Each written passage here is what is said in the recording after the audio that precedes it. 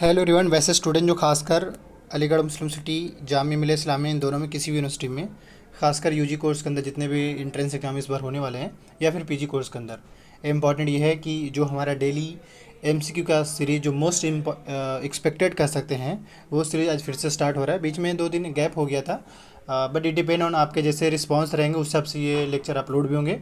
तो आप ज़्यादा से ज़्यादा शेयर कीजिए और लाइक कीजिए, उसी के बेस पे फिर ये आगे कंटेंट भी डिलीवर होगा। दूसरी चीज़ है कि जो भी एमसीक्यू रेडी किया जाता है ये ऐसे नहीं रैंडम उठा लिया जाता है। यह है कि टोटली वो एंट्रेंस ओरिएंटेड होता है और फिर उस टाइप से चेक करते हैं कि हाँ भाई इस बार क्या हो सकता है, पिछले साल कैसा आया था। तो ये कि एक एनालिसिस का पार्ट होता है एंड देन फिर हम एमसीक्यू रेडी करते हैं। तो चलिए अब स्टार्ट करते हैं। यानी कि क्वेश्चन जितने भी होंगे सेलेक्टिव होंगे, टोटली एंट्रेंस ओरिएंटेड होंगे, और ये जो भी स्टूडेंट इस बार एएमयू जामिया के अंदर एंट्रेंस एग्जाम दे रहे हैं ये आपको हेल्प करने वाला होगा। तो चलिए स्टार्ट करते हैं क्वेश्चन नंबर फर्स्ट से। क्वेश्चन नंबर फर्स्ट मैं आपको टाइम दूंगा आंसर करने का थोड़ा, तो आप उस हिसाब से आंसर भी कर दीजिएगा। आंसर आप कमेंट कर सकते हैं, ज़्यादा सही रहेगा, क्योंकि अगर आप कमेंट करेंगे तो इससे आपको फ़ायदा ही होगा कि आपके दिमाग में रहेंगे और वो फुली जब एग्ज़ाम दे रहे होंगे तो वहाँ पे आप सही आंसर कर भी पाएंगे। तो आप कमेंट कीजिएगा। बाकी एट द एंड में ये भी देखिएगा कि आपके कितने मार्क्स टोटल सही हो रहे हैं, वो आप करिएगा। जैसे सपोज क्योंकि इस बार जो अभी एमसीक्यू होगा वो टोटल 30 होगा, आप ये देखिए कि टोटल कितना आपके बनते हैं, वो आप कमेंट कीजिएगा टोटल कितना आप करेक्ट कर पाते हैं। क्वेश्चन नंबर फर्स्ट से हम स्टार्ट कर रहे हैं। कह रहे हैं हु बिल्ट हवा महल, यानी कि हवा महल किसके द्वारा बनाया गया है। 4 ऑप्शन है। इसका जो करेक्ट आंसर होगा वो होगा ऑप्शन सी, महाराणा प्रताप सिंह। ये तीनों ऑप्शन गलत होगा। ठीक है, अब आते हैं अगले क्वेश्चन पे। नेक्स्ट क्वेश्चन कह रहे हैं यहाँ पे हु रोट दी अकबरनामा। अकबरनामा यानी कि अकबर के बारे में बुक लिखा गया है, और ये किनके द्वारा लिखा गया वो आपसे पूछा जा रहा है, यानी किसने लिखा था। इसका करेक्ट आंसर होगा आपका अबुल फजल। अब आते हैं अगले क्वेश्चन पे। नेक्स्ट क्वेश्चन पे आते हैं। यहाँ पे कह रहे हु रोट तुगलकनामा। तुगलकनामा यानी कि फिरोज शाह तुगलक के बारे में लिखा गया है, सॉरी मोहम्मद बिन तुगलक के बारे में, क्योंकि गयासुद्दीन के बाद आए थे। तो अगर हम इसमें बात करें, यानी इसका जो करेक्ट आंसर होगा वो आपका ऑप्शन बी, अमीर खुसरू।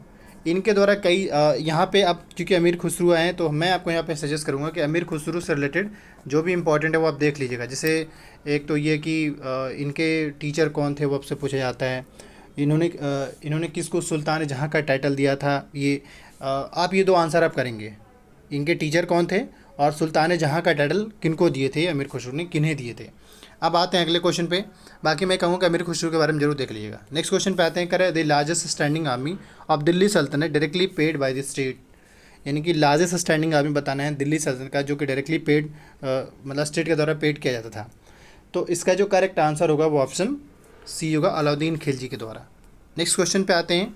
अगला क्वेश्चन यहाँ पे ये कह रहा है कि दिल्ली सल्तनत reach its maximum geographical limit during the rain, यानी कि दिल्ली सल्तनत जो था वो मैक्सिमम जोग्राफिकल एरिया को कवर अप कर चुका था किसके टाइम में। तो इसका जो करेक्ट आंसर होगा वो ऑप्शन सी होगा, मोहम्मद बिन तुगलक के टाइम में। अब आते हैं अगले क्वेश्चन पे। नेक्स्ट क्वेश्चन ये कह रहा है कि who was the first ruler to organise hajj pilgrimage at the expense of the states. अगर आप हालांकि मैं इन शॉर्ट में थोड़ा सा बताना चाहूँगा कि आप अगर थोड़ा बहुत भी बैरम खां के बारे में सुने होंगे तो आप इसका आंसर ज़रूर करेक्ट कर देंगे। वैसे इसका करेक्ट आंसर जो होगा वो ऑप्शन डी होगा, अकबर।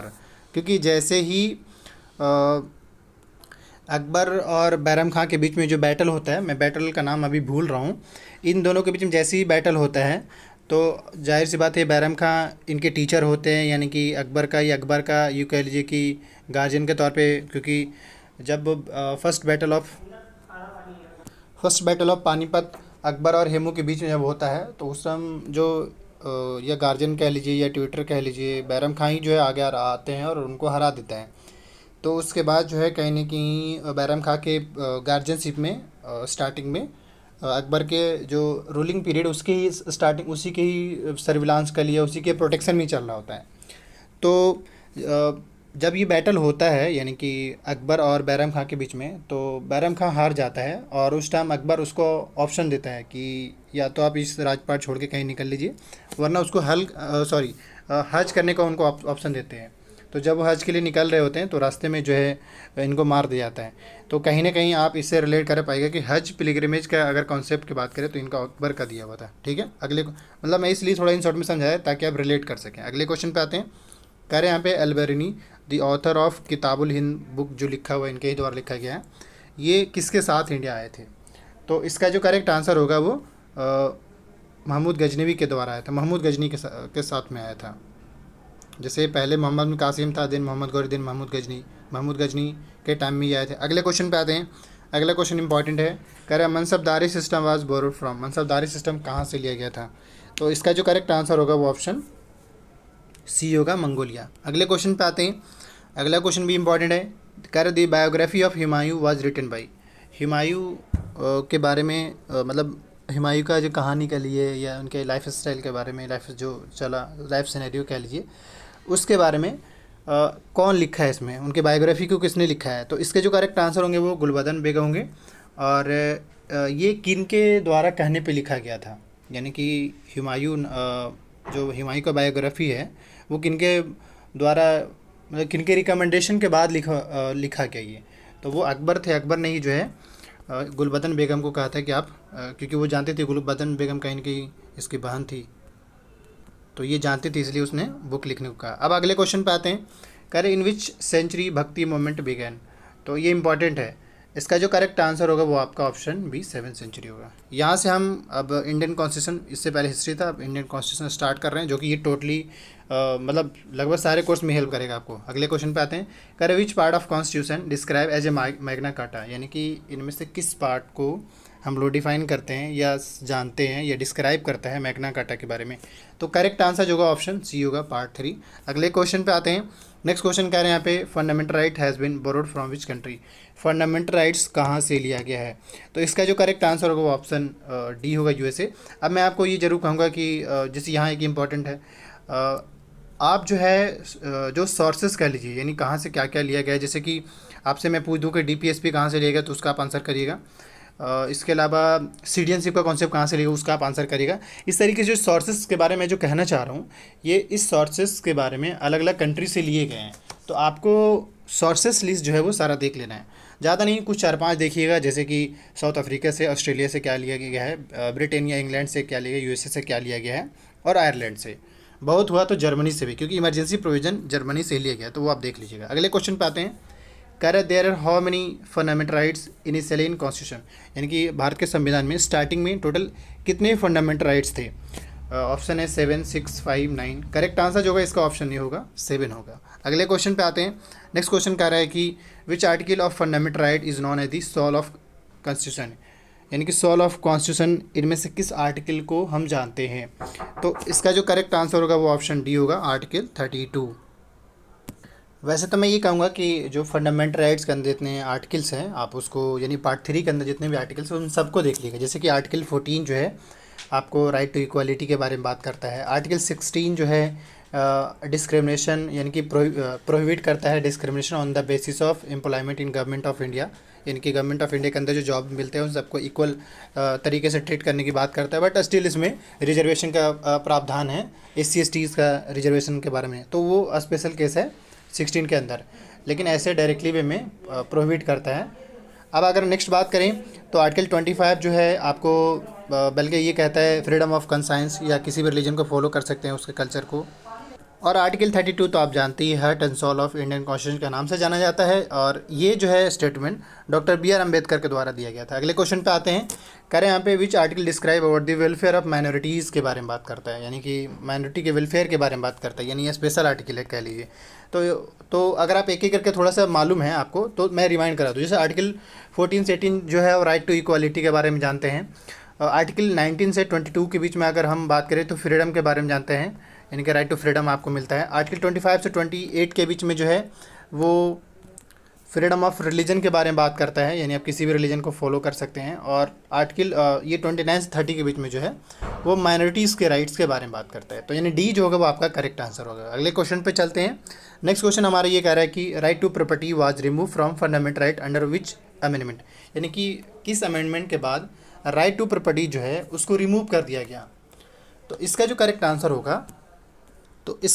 आंसर होगा आपका ऑप्शन बी होगा, अमेंडमेंट यानी 44 अमेंडमेंट जो हुआ था उसमें राइट टू प्रॉपर्टी को रिमूव किया गया था। अच्छा, अब आर्टिकल 42 यहाँ पे थोड़ा इंपॉर्टेंट है। मैं आपसे पूछना चाहूँ कि ये जो अमेंडमेंट 42 हुआ था ये 1972 में हुआ था, और जहाँ तक ये आई थिंक 1978 में हुआ है। एग्जैक्ट मुझे डेट, लेकिन इसका मैं कंफर्म हूँ। यहाँ पे आपसे सवाल ये कि अमेंडमेंट 42 जो 1972 में हुआ था, उसमें उसको हम दूसरे नाम से भी जानते हैं, या फिर ऐसे भी मैं आपको आंसर बता दूं कि इसको मिनी कॉन्स्टिट्यूशन के नाम से जानते हैं, क्योंकि इस टाइम बहुत सारे चेंजेज आए थे। तो मैं कहना चाहूँगा आपको यहाँ पे कि जो 42nd अमेंडमेंट हुआ था उसको आप ढंग से देख लीजिएगा थोड़ा सा। अगले क्वेश्चन पे आते हैं। नेक्स्ट क्वेश्चन हमारा ये कह रहे हैं यहाँ पे कि which fundamental right can not be suspended even during emergency, यानी इमरजेंसी के टाइम में भी जो है ये फंडामेंटल राइट सस्पेंड नहीं किए जा सकते हैं। तो जैसे कि राइट टू स्पीच है, राइट टू इक्वालिटी है, right to life, right to religion, आप किसी भी रिलीजन को फॉलो कर सकते हैं, आप कुछ भी बोल सकते हैं आप, इक्वालिटी। बट इसके जो करेक्ट आंसर होगा ऑप्शन जो राइट टू लाइफ, ये आपका सस्पेंड नहीं हो सकता है। स्पीच आपको बोलने का आज़ादी, इक्वालिटी सब आपको छीन ले, रिलीजन भी फॉलो जो आप कर रहे हैं वो भी छीना जा सकता है, क्योंकि वो सिचुएशन के हिसाब से। अब जैसे सपोज करें कि एक तरफ वार छिड़ा हुआ है और आप जो है रिलीजन फैलाने की बात कर रहे हैं, तो जाहिर सी बात है कि वो तो आपको रिमूव करेंगी, वहाँ पे आपको प्रोवाइड किया जाएगा। अब आते हैं अगले क्वेश्चन पे। नेक्स्ट क्वेश्चन यहाँ पे ये कह रहा है which one is not a fundamental right, इनमें से कौन जो है फंडामेंटल राइट्स नहीं है। अगर आपने फंडामेंटल राइट अच्छे से पढ़े होंगे तो आपको सब मालूम होगा, ये तीनों राइट्स है, फोर्थ जो है वो राइट्स नहीं है, right to media and journalism. अगर ये राइट्स होता तो आज कोई भी जर्नलिज्म काम कर रहा होता। और जो जर्नलिज्म के नाम पे जो इतने जो केसेस हैं, ये जेल में जो बंद हो रहे हैं, या जो चीज़ें आप देख रहे हैं, ये तो नहीं होता ना फिर। अगले क्वेश्चन पे आते हैं। नेक्स्ट क्वेश्चन कह रहा है इफ़ फंडामेंटल राइट्स केस, मतलब अगर कोई फंडामेंटल राइट का केस है तो कोई पर्सन, जैसे मान लिया फिर ऐसा समझिए कि किसी भी पर्सन का अगर फंडामेंटल राइट का वायलेशन किया जाता है तो उस केस में वो क्या कर सकता है। कोई पर्सन के साथ अगर फंडामेंटल राइट का वायलेशन हो जाए तो उस केस में वो पर्सन डायरेक्ट कहाँ जा सकता है, सुप्रीम कोर्ट जा सकता है, और वो आर्टिकल 32 यूज़ करके। ठीक है, अगले क्वेश्चन पे आते हैं। प्रेसिडेंट हाउस जाने से कोई फ़ायदा नहीं पीएमओ, सुप्रीम कोर्ट वो सीधे जा सकता है, हालांकि हाई कोर्ट भी जा सकते हैं, बट प्रॉपर आंसर जो होगा सुप्रीम कोर्ट होगा। अगले क्वेश्चन पे आते हैं।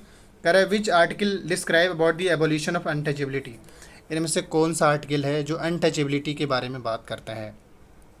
तो इसका जो करेक्ट आंसर होगा, अब जैसे देखिए यहाँ पे पहले समझिए, आर्टिकल 14 राइट टू इक्वालिटी के बारे में बात करता है। आर्टिकल 21 जो है वो राइट टू एजुकेशन के बारे में बात करता है, राइट टू लाइफ के बारे में बात करता है। आर्टिकल 21 के अंदर कई सारे राइट्स हैं। और आर्टिकल 17 जो है वो अनटचेबिलिटी के बारे में बात करता है, ठीक है, छुआछूत से दूर रहने के बारे में। और आर्टिकल 90 जो है फ्रीडम के बारे में बात करता है। इसके अंदर लोगों को 6 राइट्स मिले हुए हैं, यानी कि आर्टिकल 19 के अंदर लोगों को 6 राइट्स मिले हुए हैं। अब ये पॉलिटी का पार्ट था जो मैंने आपको इन शॉर्ट में बताया। यहाँ से अब हम करंट अफेयर स्टार्ट कर रहे हैं, जो कि इंपॉर्टेंट होगा। जैसे कह रहे हैं who has been appointed as India second Lokpal, यानी कि इनमें से कौन है जिनको इंडिया का सेकेंड लोकपाल अपॉइंट किया गया है। तो 4 ऑप्शन हैं। इसका जो करेक्ट आंसर होगा वो ऑप्शन सी होगा, अजय मणिकराव। बट अगर मे भी पूछ दे कि फर्स्ट लोकपाल ऑफ इंडिया, तो उसका करेक्ट आंसर ऑप्शन डी होगा, पिनाकी चंद्रा। ये करंट अफेयर का पार्ट है, सेलेक्टिव क्वेश्चन है ये। अगले क्वेश्चन पे आते हैं। कह रहा है Supreme Court use its special power to overturn the results recently in the mayor election of Chandigarh under which article, यानी कि अभी रिसेंट में आपने देखा कि जो मेयर इलेक्शन हुआ था चंडीगढ़ में, वहाँ पे special power supreme court use करके, सुप्रीम कोर्ट जो स्पेशल पावर यूज़ करके जो रिजल्ट था उस रिजल्ट को ओवरटर्न किया और फिर से उसमें इन्वेस्टिगेट करके दोबारा से फिर रिजल्ट जारी हुआ। और उसमें जो जिस पार्टी ने ब्लेम किया था यानी क्लेम किया था, उस पार्टी को मेयर बना दिया गया। तो इसका जो करेक्ट आंसर होगा वो ऑप्शन बी होगा। अब यहाँ पे बाकी जो 3 आर्टिकल है, जैसे आर्टिकल 80 ये जो है आरएस के बारे में, राज्यसभा के बारे में बात करता है। 42 तो पहले ही समझ में आ गया कि सुप्रीम कोर्ट जो ओवरटर्न कर सकता है। और 32 जो है heart and soul of Indian constitution. Article 32 के तहत कोई भी सुप्रीम कोर्ट जा सकता है। और आर्टिकल 226 यूज़ करके आप हाई कोर्ट जा सकते हैं अगर आपके फंडामेंटल राइट का वायलेशन होता है तो। अब आते हैं अगले क्वेश्चन पे। कह रहे name of India longest cable bridge inaugurated by prime minister, यानी रिसेंटली में ये हुआ है, तो कौन सा इसमें जो है लॉन्गेस्ट केबल ब्रिज है इनॉग्रेट किया गया है। तो इसका जो करेक्ट आंसर होगा वो सुदर्शन सेतु, जो कि गुजरात से द्वारका के बीच में है, द्वारका के बीच में मतलब ब्रिज बनाया गया है। अगले क्वेश्चन पे आते हैं। नेक्स्ट क्वेश्चन कह रहे हैं यहाँ पे when was electoral bond scheme launch, यानी इलेक्टोरल बॉन्ड स्कीम लॉन्च कब लॉन्च हुआ था इलेक्टोरल बॉन्ड स्कीम। तो इसके जो करेक्ट आंसर होंगे वो ऑप्शन ए होगा, 2018। नेक्स्ट क्वेश्चन पे आते हैं। अगला क्वेश्चन कह रहा है बेस्ट फिल्म फेयर अवार्ड 2024 को किसको मिला है, यानी कि बेस्ट फिल्म का अवार्ड, हर साल जो है फिल्म फेयर अवार्ड मिलते हैं, तो बेस्ट फिल्म का अवार्ड किसको मिला है इसमें। तो 5th का, यानी इसका जो करेक्ट आंसर होगा 12th फेल को मिला है। अगले क्वेश्चन पे आते हैं।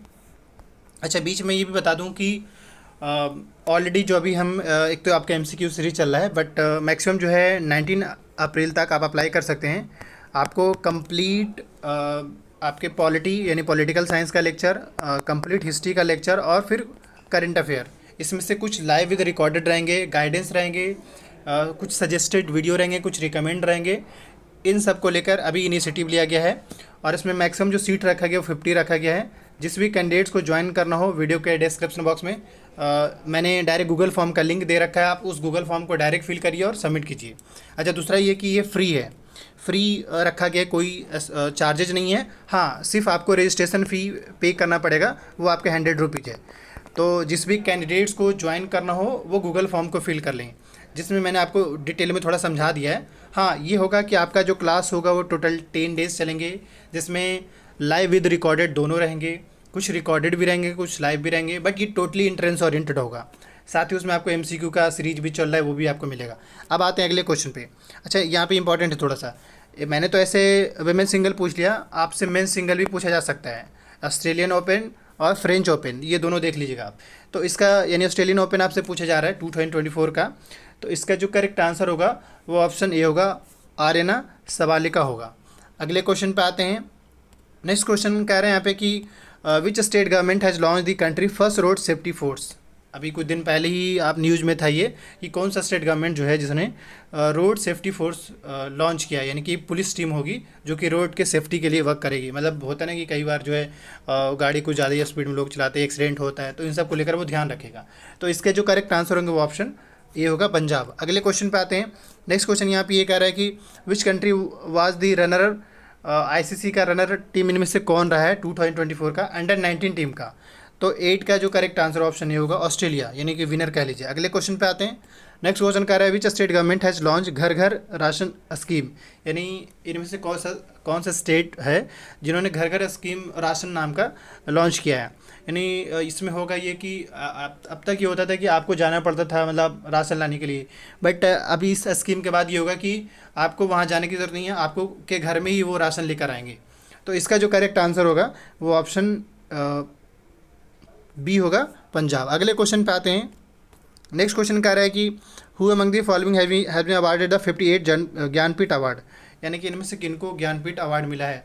तो इसका जो करेक्ट आंसर होगा वो ऑप्शन ए होगा, गुलजार। तो ये रहा आपका करंट अफेयर, जो कि टोटली सिलेक्टिव सवाल था, आपने भी देखा।